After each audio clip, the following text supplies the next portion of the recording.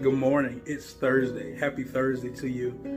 God has blessed us once again to make it through another day, and I am glad about it. I'm glad that you thought enough of the content that's released on this platform to stop by once again and check us out to see what God would have for us to say. And I pray that what's going to be said today and the days to come will bless your very existence. Well, on this Thursday, I want to tell you something that you may have heard before, but I want you to listen closely. I want to tell you today that it is absolutely your time. Yes, it's your time, but it may not be in the way that you think. Well, a phenomenal passage of scripture is found in the book of Esther, chapter 4, verse 14.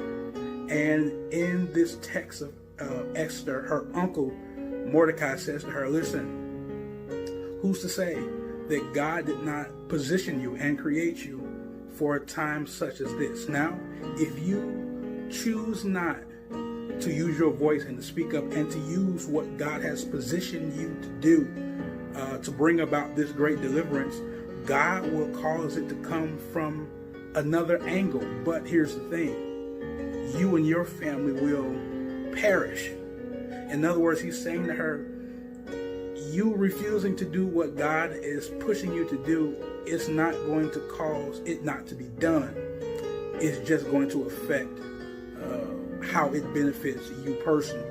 Well, it is absolutely your time. God created you to be alive in this season for a reason. It was planned. It was meticulous. It was on purpose.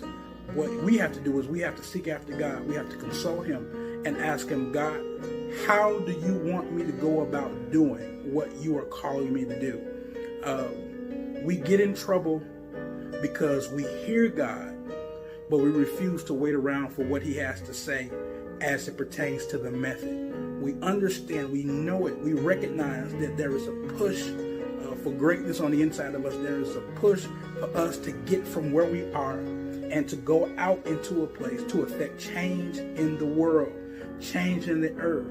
But oftentimes we depend on our own recollection, we depend on our own mind frame of how we've seen it done before, and we find ourselves confused, conflicted of sorts, because we know God's telling us to go, but we're trying to go in the method that he's called someone else to go in.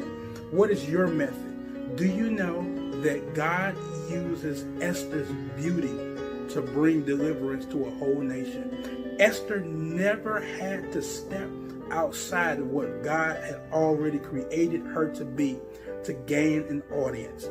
She just had to use that audience for the glory of God.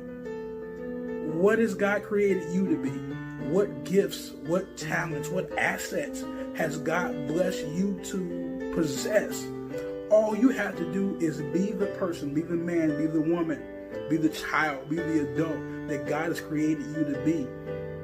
You may not ever receive an ordination paper. You may never receive ministerial credentials, but it doesn't mean that God is not calling you to bring the lost to salvation.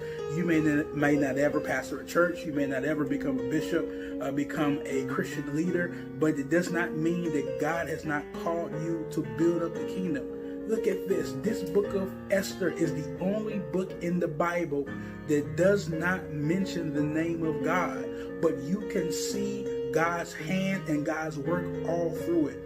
Esther was not a religious leader. She was not a person called, she was not a prophet. She was not called to what you and I would deem the religious aspects of God's people, but her position allowed God's people to be delivered. God is concerned about every aspect of our lives, and he has called some of us to be agents for change in some peculiar persons. Some of us will do it inside the church arena.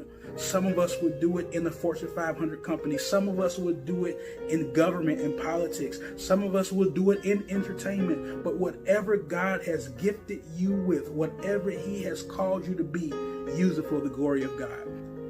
Remember, life happens in the flow.